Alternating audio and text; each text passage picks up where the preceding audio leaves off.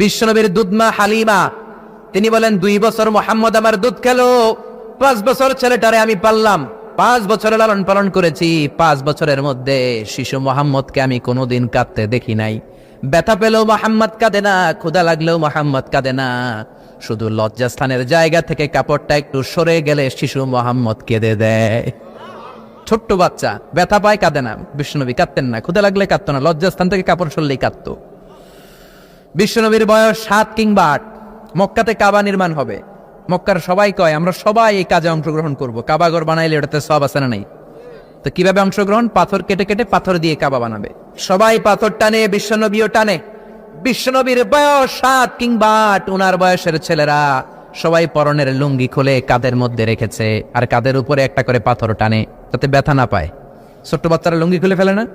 গ্রীষ্মকালে দেখবেন পুকুর একটা পাইলে লুঙ্গি থুইয়া সবটি সাঁতার, আছে না নাই? পিড়াইয়া উঠানো যায় না, সবগুলো ডুবায়, চোখগুলো লাল পেরা ভূতের মতো হয়ে ওঠে। এলাকায় পুকুর টুকুর নাই বোধহয়? আছে আছে আছে।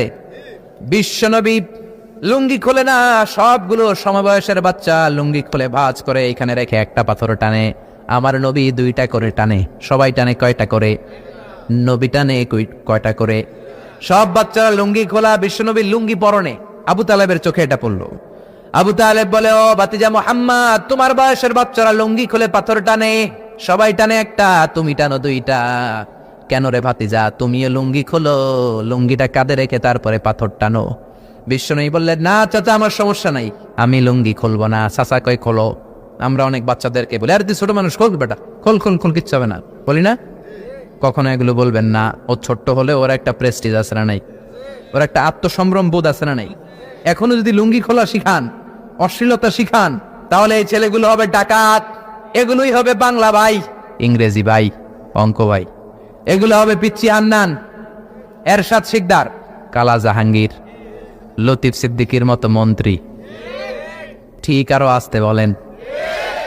এখন থেকে যদি লাজুকতা শিখান, ভদ্রতা শিখান, কোরআন শিখান, তাহলে এই ছেলেগুলো বড় আলেম হবে, মুফাসসিরে কোরআন হবে।